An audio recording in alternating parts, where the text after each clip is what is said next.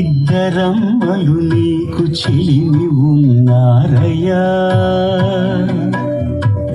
అప్పనని ఈనాడు అప్పగించేనయ్యా.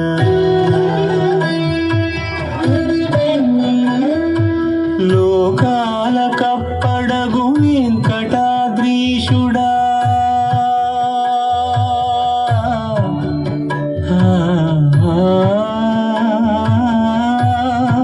స్వామి లోకాల కప్పడగు వెంకటాద్రీషుడా, లోకువా చేయకు ఇంటి ఇంతులను. సృష్టి రక్షణలోనే దృష్టి సాగించక ఇష్ట సఖులను కూడా ఇంపుగా చూడవయ్యా.